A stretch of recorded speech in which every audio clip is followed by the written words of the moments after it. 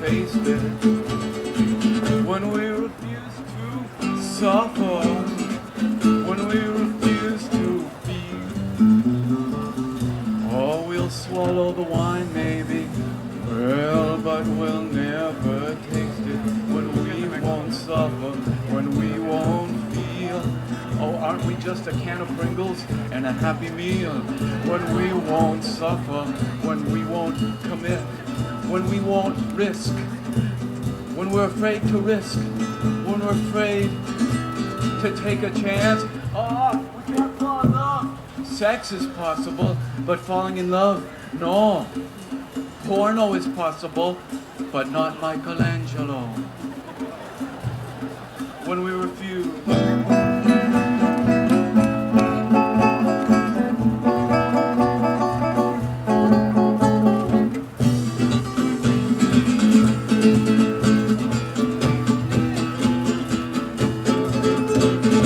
Have I introduced Tommy yet? That's Tommy Loggins on the drum.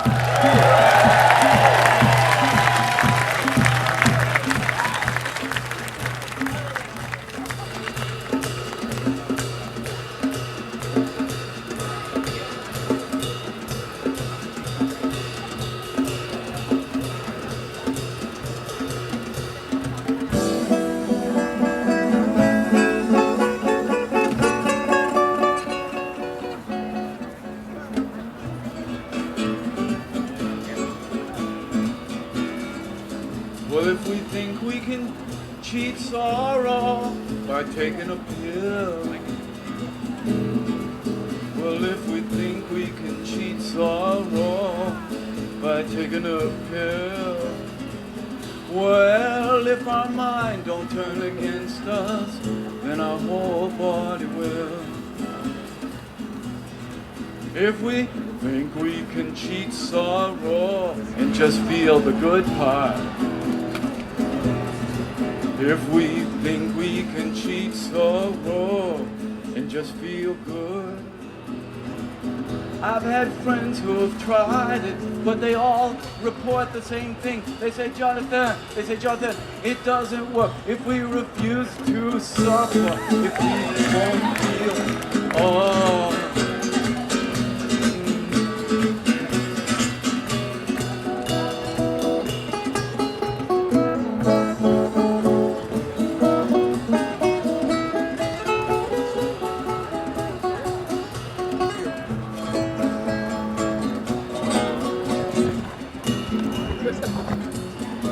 Refuse to suffer, if we refuse to feel, oh, how can we sorry? How can we picnic if we refuse to suffer? If we refuse to feel, our heart becomes as saccharin, our heart becomes as aspartame, our heart becomes as Nesquik. If we won't suffer, if we won't risk, don't we smell like gain? Don't we smell like whisk? If we can't renounce, don't we smell like bounce? If we refuse to feel, real soft guitar this time.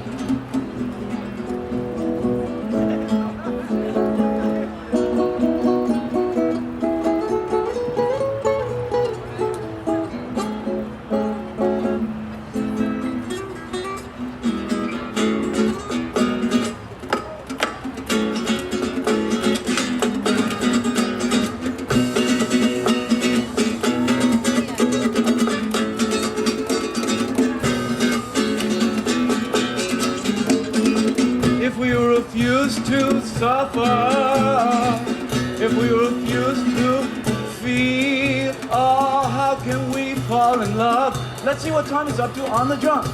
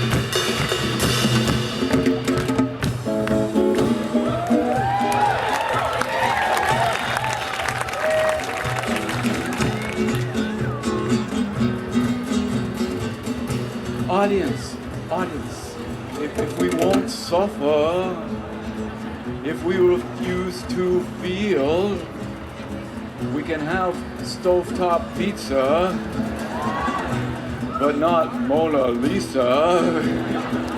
I'm sorry, I apologize. If we refuse to suffer, if we refuse to feel, our kiss just tastes like steel. Our kiss tastes just like steel. If we refuse to suffer a little, how will we feel the hot summer night? We'll be air conditioned and just all comfortable. And, well, I don't like this comfortable thing too much myself. Perhaps that's why I moved right with Tommy right in front of you here. The stage was fine for other types of music, but to me it felt so comfortable, so much like a fortress, with the fine speakers, all excellent, elegant speakers, but so suitable for another type of presentation. I wanted something a little, I'll just guitar.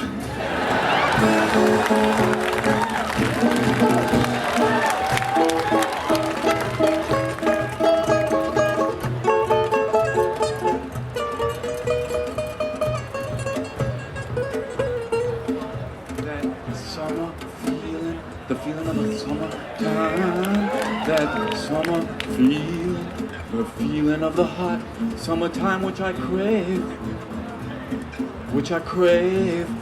Give me 100-degree day and a hot anonymous street, and you look, I'm happy. If you don't believe it, you see it. People who know me know. They watch me just walk down the street. Everyone's sweating and baking, and I am too, because I'm on the same street as they are. And I'm just in my element. Ah, yes. That summer feeling, folks, that summer feeling, the summer feeling. Jonathan, what time do you mean? I'll tell you. When there are things to do, and not because the doctor says you gotta. When you run for love, and not because someone thinks you oughta. When you trust your friends with no reason not. That I've named shall not be. Oh, well, that summer feeling is gonna haunt you one day in your life. Yes, the summer feeling is gonna haunt you.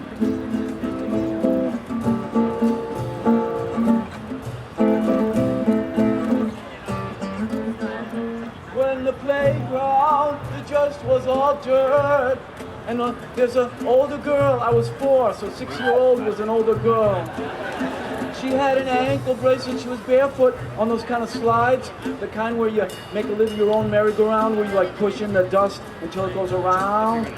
I remember I was 4 years old, I can still remember, that was 15 years ago, and I can remember that summer. Those were the jokes, folks, I only have 4 of them. Summer, feeling of the summertime.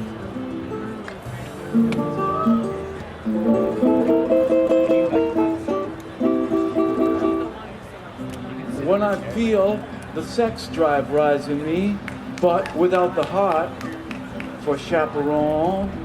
It sounds exciting at first, but listen to my little song. When I feel the sex drive rise, but without the heart for consigliere, something's missing in the chemical system, and I feel almost mean. That's why what I said, when I feel the sex drive rise, but without the heart to mellow things, there's a funny feeling in there, almost like an anger, a funny arrogance. It's as if I'm at the birth of, hey you, I saw that first. It's as if I'm attending the naissance of, hey, I said, get out of my way. And guy talk.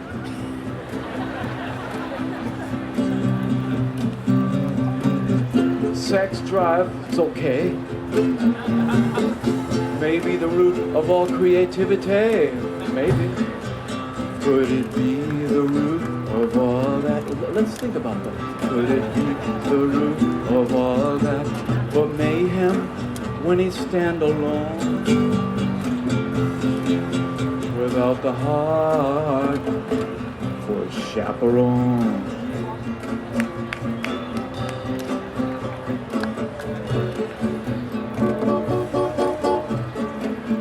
When I feel the sex drive right, without the heart for a chaperone, it's sort of half exciting, but sort of like a big distraction of some. When I feel the sex drive rise, without the heart for conciliere, I don't feel love in there. I don't feel love in there. I don't feel love in there. Oh, sex drive is okay. Maybe the heart of creativity. Oh, maybe the root of all that. Maybe the root of all that. Oh, but mayhem when you stand alone, without the heart or chaperone. When I feel sex drive right, without the heart for chaperone, it's a funny feeling, not all 100% a pleasant feeling. When I feel the sex drive right, without the heart for culture, yeah, almost an arrogance, almost an anger there. Sex drive is okay. What do you think? Maybe Rudolph or creativity? Could it be the root of all that? Could it be the root of but mayhem when he stand alone?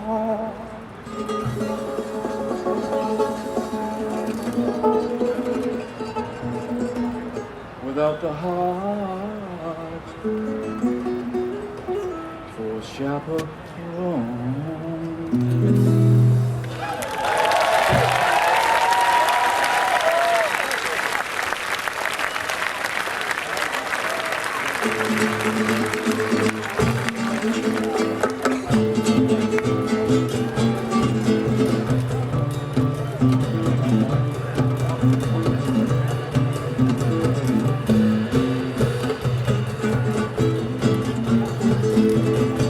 Back in the days of Rembrandt, back in the time of old Jan Steen, all of them masters of shadow and light, but no one was like Johann Vermeer.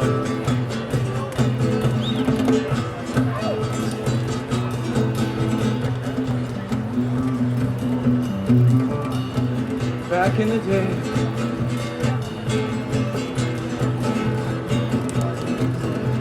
audience, some pain and smell of joy and sweat. Some paintings just look so fine, and some are sad and passionate. Oh, but Vermeer sends a chill up your spine. Yeah, Vermeer sends a chill up your spine. Chill up your spine. Was eerie, just plain eerie. Vermeer was eerie, Vermeer was strange. He had his own modern color range, as if born in a more modern age than he was, than he was.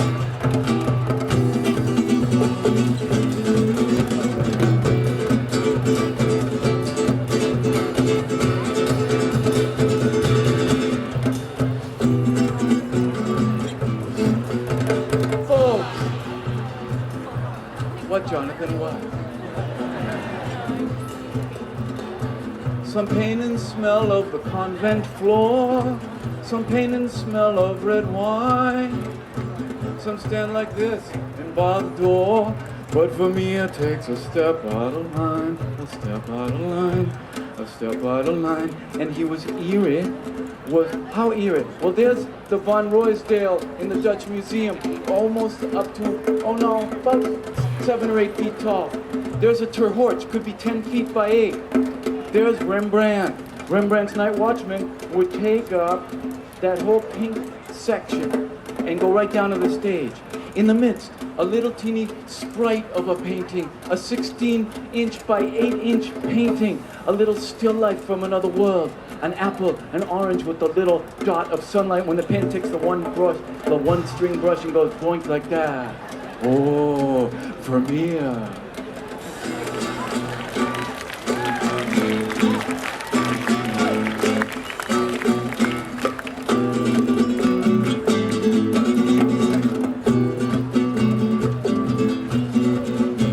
Some paint and smell of turpentine. Some paint and smell of linseed earl. Some paintings just told the party line. But Vermeer finds a crack in the world. Yeah, Vermeer finds a crack in the world. Vermeer was eerie, Vermeer was strange. Had a more modern color range, color range. Jonathan, one more thing. Was he the only one like that? Well, there was his daughter, Maria. As a teenager, she was his apprentice. She painted that one, the woman with the big, wide red hat. Maria definitely painted that. Scholars, they'll agree, definitely.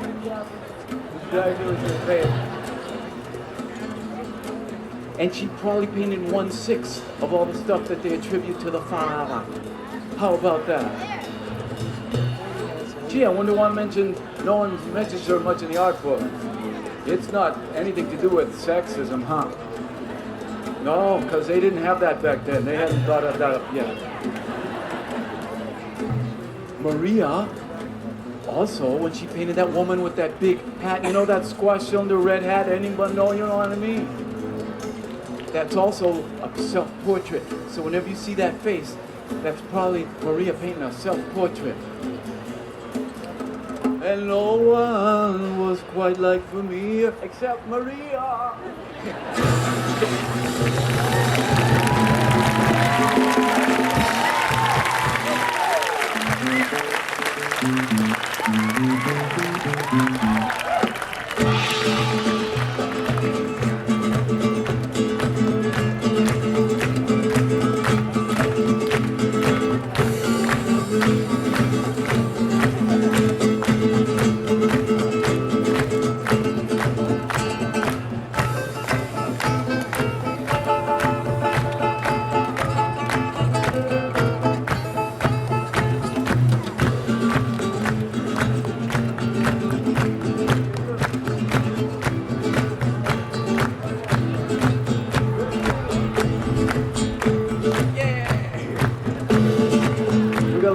Friends in the audience.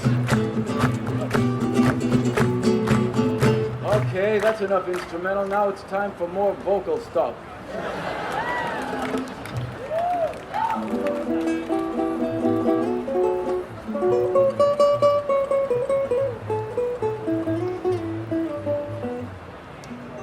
When David fought Goliath, there on the valley floor, it gave hope to the terrified forevermore. When David fought Goliath with a stone, David fought Goliath naked with a stone. Power to the spirit over the bone, yeah.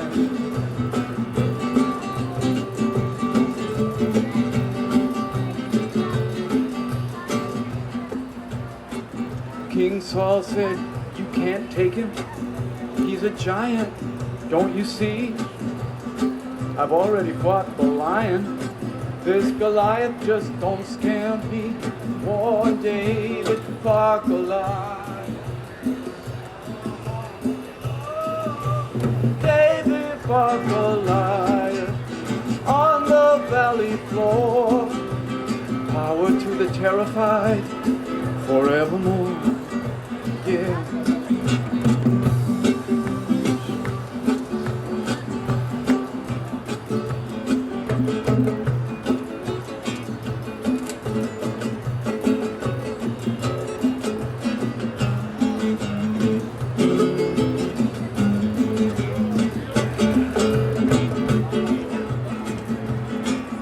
So they girded him in armor, just like a normal canine eyes. Please take these strange things off me. This is just not the way I'd fight. Oh, David fought Goliath with a stone. He kept the soldiers waiting, and he wandered off alone. He waded in the water. Hey, wait a minute. I got a confession to make. I hardly have ever sung this song much in public before, maybe a few times, and I don't know, and I will not take it personally. Is this a good song or is it a boring song? Is it? Who says it's good? Is it boring? Because I can't tell, because it's got a few more verses and I don't want to bore. We didn't come here to bore you or nothing. So then it sounds like we continue.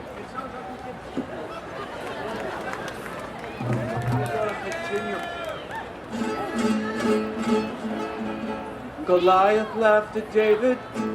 Have they sent a boy with sling? Come closer to me, youngster. Let the vultures laugh and sing. Ah, but David fought Goliath with a stone. Ah, David fought Goliath naked with a stone. Power to the spear over the bone. Yeah, as king became a philanderer, a murderer, a bore. But he left us with that teenage moment on the valley floor when David fought Goliath with a stone. Oh, David fought Goliath naked with a stone. Power to the spirit over the bone.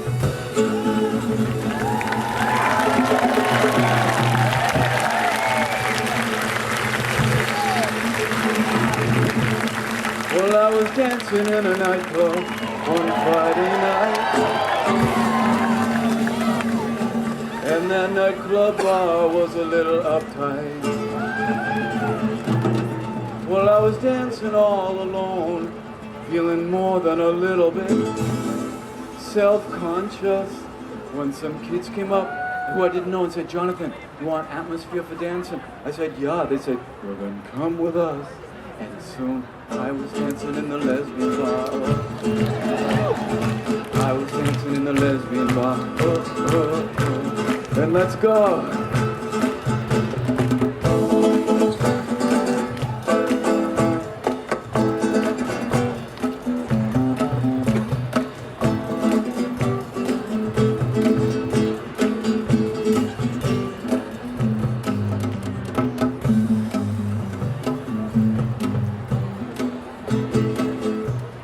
They took me to the lesbian bar in the industrial zone.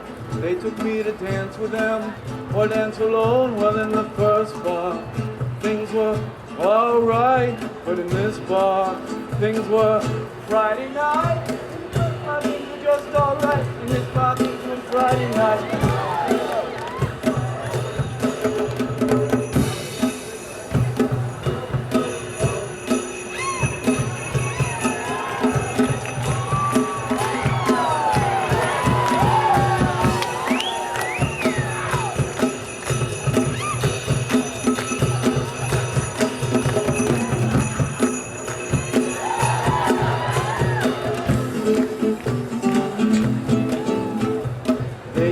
To the lesbian bar, way downtown. They took me to check the scene or hang around. Well, in the first bar, folks were drinking sips, but in this bar, they could shake their hips. In the first bar, they were drinking sips. In this bar, they could shake their hips. I was was dancing in the lesbian bar. I was dancing in the lesbian bar. Well, in the first bar, things were okay, but in this bar, things were more my way. In the first bar, things were just okay. I was dancing in the lesbian bar. I was dancing in the lesbian bar. We have time for one more because we got to keep these things brief. There's lots of groups on tonight.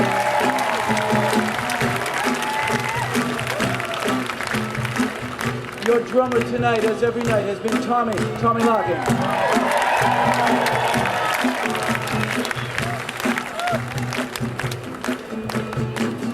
These bodies that came to cavort, these bodies that came to contort, these bodies that we make stand still all day.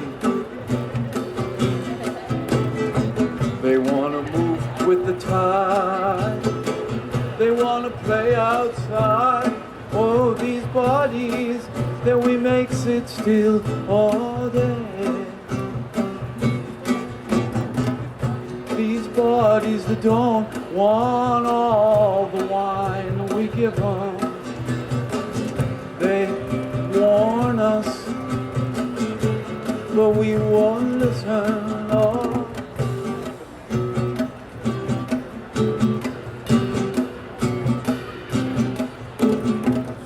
Okay, so let's start them up. They're ready to run and jump. These bodies that came to dance for a day. These bodies that we don't listen to anyway.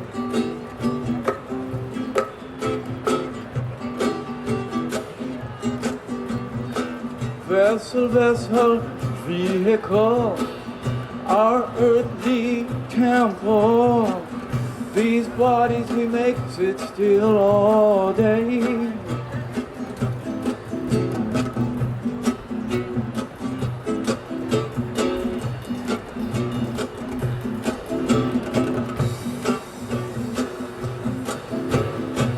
Vessel, vessel, full of light, our partner for a day and a night. These bodies that we make sit still all day. We sit them down all day and we watch them stiffen. They even complain to us and we won't even change position.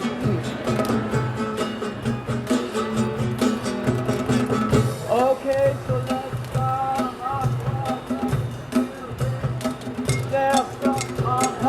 These bodies we came to dance for a day.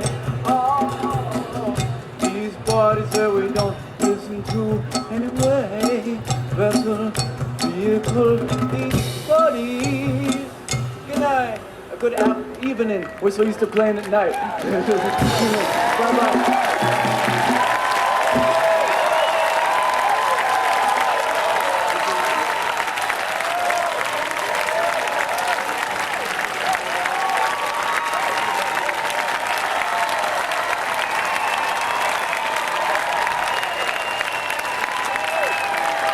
One last one.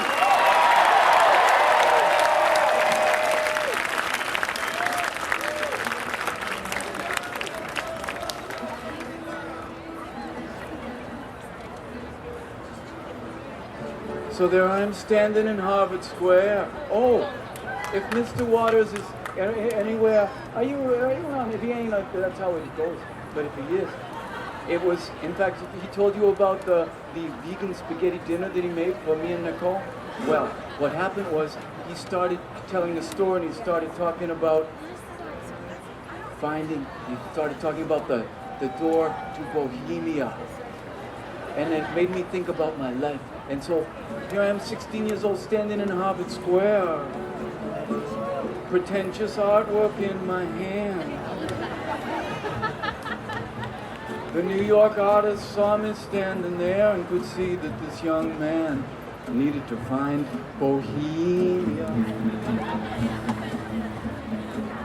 So there I'm standing in the square, pretentious art portfolio, but they could see somehow that this spoiled brat that was me had to know the door to Bohemia. Oh, well, I was bratty,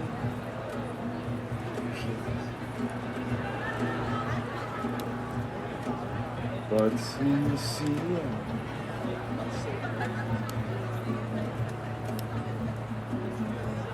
Yes, I was bratty.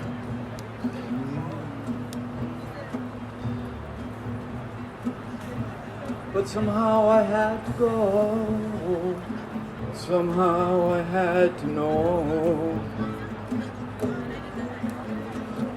Pretentious art portfolio. Your part is going to be, they showed me the door to Bohemia. That's going to be your part. Once they saw that I had to know, they showed me the door to Bohemia. It's going to be just like that, yeah. And my parents didn't stand in my way. They could see their young teenager couldn't stay in the suburbs, but would have to find Bohemia. Oh.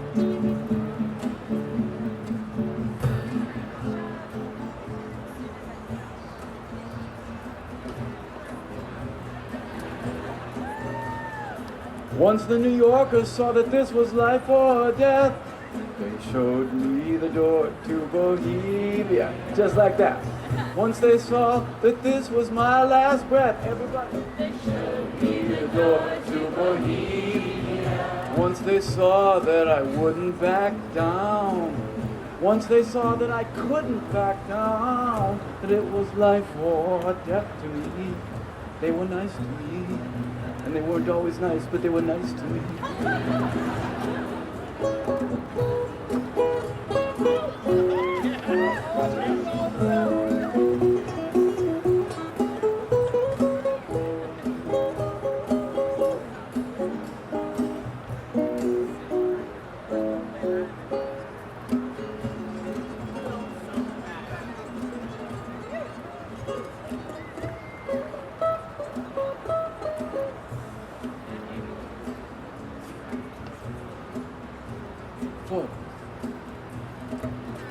In my high school art class, by hook or crook, I started looking for Bohemian sinister stuff in the old art book.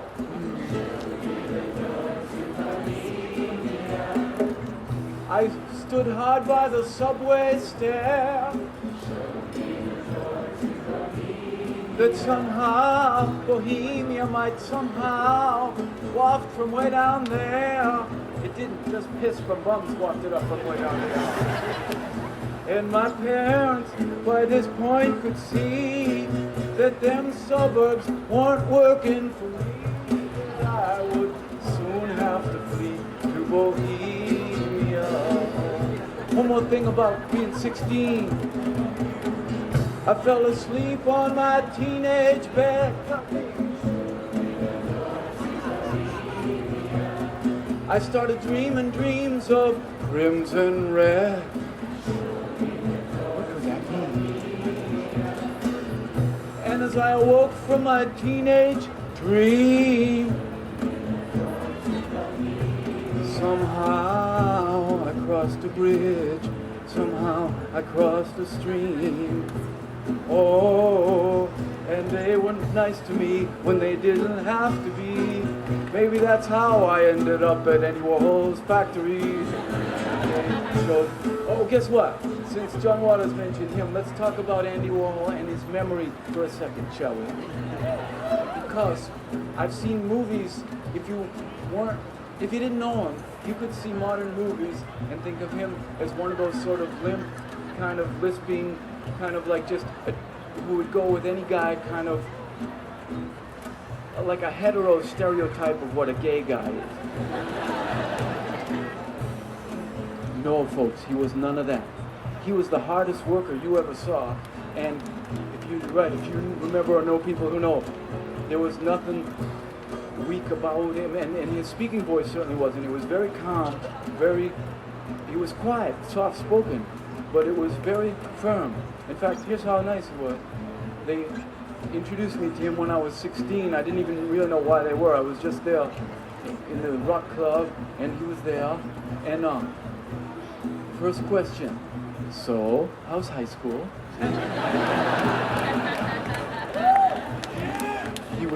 And he cared. He actually wanted to know, because it wasn't just social.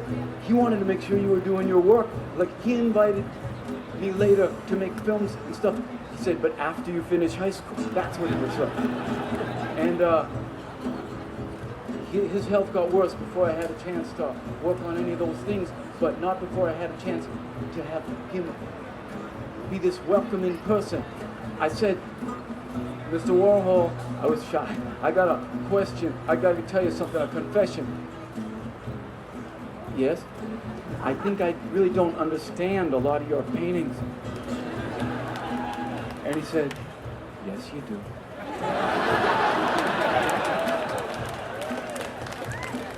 Nice.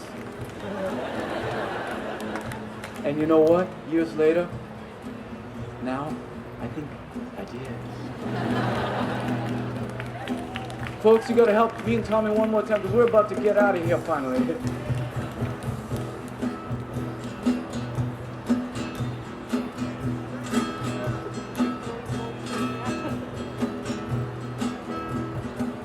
Pretentious artwork in my hand, towards Bohemia, but I had to find the promised land.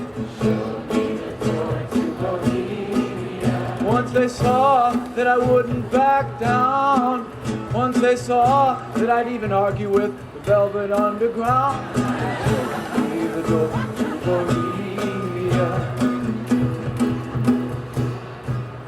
Grateful, grateful, grateful, grateful. Good night, everyone.